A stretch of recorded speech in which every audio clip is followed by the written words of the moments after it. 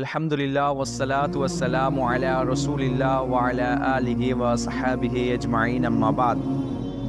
আজকে আমরা যে বিষয়টি নিয়ে আলোচনা করব সেটি হচ্ছে মুজাহারা।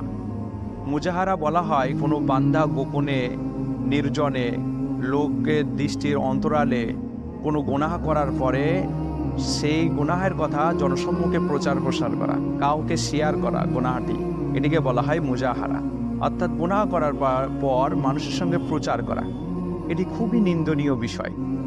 এই ব্যাপারে কোরআন হাদিসে মানা করা হয়েছে যে কোনো বান্দা গুনাহ করার পর যেন সে অন্যকে না বলে, বরং তার উচিত হবে সে আল্লাহর দরবারে কাদাকাটি করে তওবা করে সে পরিবর্তন হবে।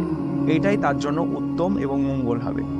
এই ব্যাপারে সহিহ আল বুখারী শরীফের 6069 নম্বর হাদিসে এসেছে যে আন আবি হুরায়রা রাদিয়াল্লাহু তাআলা আনহু قال سمعت رسول الله صلى الله عليه وسلم يقول আবু হুরায়রা রাদিয়াল্লাহু তাআলা আনহু বলেন, আল্লাহর রাসূলকে আমি এই কথা বলতে শুনেছি, কুল্লু উম্মতি মাআফান, যে আমার প্রত্যেক উম্মতকে হাসরের ময়দানে মাফ করে দেওয়া হবে, ইল্লাল মুজাহিরিনা, তবে মুজাহির যারা গুনাহ করার পরে অন্যের সঙ্গে প্রচার করে সেই গুনাহের কথা, তাদেরকে মাফ করা হবে না। আল্লাহর রাসূল বলেন, ইন্না মিনাল মাজানাতি আইয়ামালান রাজুল বিল্লাইলি আমালান। মুজাহারা ওই ব্যক্তি, ওই জিনিসকে বলা হয় যে কোনো বান্দা রাতের অন্ধকারে কোনো গুনাহ করার পরে সেটা অন্যের সঙ্গে প্রচার করা। রাত্রে কোনো বান্দা গুনাহ করলো, সুম্মা ইয়াসবাহা, অতঃপর যখন সকাল হলো, ওয়াকাদ সাতারাল্লাহ, এবং আল্লাহ সুবহানাহু ওয়া তাআলা তার গুনাহকে পর্দা দিয়ে দিল, গুনাহটা গোপন করে রাখলেন আল্লাহ স্বয়ং। তবু ফায়াকুলুনা, ওই ব্যক্তি গুনাহগার বান্দা সকাল হওয়ার পরে ইয়া ফুলান, অন্য কোনো বান্দাকে, অন্য কোনো মানুষদেরকে বলছে, হে অমুক, আমিলতুল বারিহাতা কাযা ওয়া কাযা, যে আমি রাত্রের অন্ধকারে এই গুনাহ করেছি। তো সে এই গুনাহ করার পর আল্লাহ তার গুনাহকে লুকাচ্ছে, অথচ সে লোকের সঙ্গে সকালে গুনাহ প্রচার প্রসার করছে।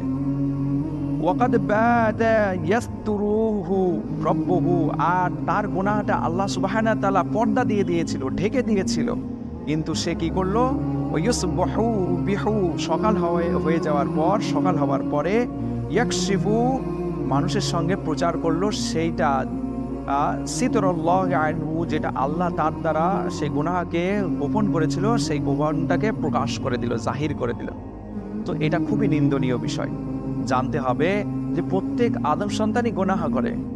আল্লাহ রাসূল সাল্লাল্লাহু আলাইহি সাল্লামের এই ব্যাপারে এক হাদিস আছে, সুনানে তিরমিজি শরীফের 2499 নম্বর হাদিস, কুল্লু বানি আদম খাতাউন, যে প্রত্যেক বানি আদমই খাতা করে, ভুল করে, তবে সর্বোত্তম বান্দা সেই যে গুনাহ করার পরে, ভুল করার পরে তওবা করে, অন্যকে বলা যাবে না। এই জন্য ইমাম বুখারী রাহমাতুল্লাহ আলাইহি এই হাদিসের উপরে এক শিরোনাম অধ্যায়ে তিনি উল্লেখ করেছেন। তিনি বলেন, বাবু সাতরিল মুমিনিনা আলা নাফসিহি, যে মানুষ গুনাহ করার পরে সেই গুনাহকে যেন ঢেকে রাখে, প্রকাশ না করে। আল্লাহ রাসূল সাল্লাল্লাহু আলাইহি সাল্লাম এ ব্যাপারে অপর এক হাদিসে এসেছে, সহিহ বুখারী শরীফের 6070 নম্বর হাদিস। আল্লাহ রাসূল সাল্লাল্লাহু আলাইহি সাল্লাম বলেন, আমিলতা কাযা কাযা, যে হাসরের ময়দানে গুনাহগার বান্দাকে আল্লাহ সুবহানাহু ওয়া তাআলা পার্সোনাল ভাবে তাকে নীরবে ডেকে জিজ্ঞাসা করবে যে আমিলতা কাযা কাযা, তুমি এই গুনাহকে দুনিয়ার বুকে করেছিলে, এই গুনাহ? ফায়াকুলু নাআম, তো ওই বান্দা বলবে, হ্যাঁ আল্লাহ, আমি এই গুনাহ করেছিলাম। আল্লাহ সুবহানাহু ওয়া তাআলা তাকে 3 বার অনুরূপ জিজ্ঞাসা করবে, তুমি কি এই গুনাহ করেছিলে, এই গুনাহ? বান্দা বলবে, হ্যাঁ আল্লাহ, আমি এই গুনাহ করেছিলাম। কিন্তু বান্দা কাউকে বলেনি সেই গুনাহের কথা, প্রচার করেনি, প্রসার করেনি। তো আল্লাহ সুবহানাহু ওয়া তাআলা হাসরের ময়দানে বলবেন, ইন্নী সাতারতু আলাইকা ফিদ দুনিয়া, আমি দুনিয়ার বুকে তোমার ওই গুনাহকে লুকিয়ে রেখেছিলাম, ঢেকে রেখেছিলাম। ফাআনা গাফিরুহা লাকাল ইয়াউম, আর আজকেও এই হাসরের ময়দানে আমি তোমার ওই গুনাহকে ঢেকে রাখছি, লুকিয়ে রাখছি, মাফ করে দিচ্ছি। সুবহানাল্লাহ।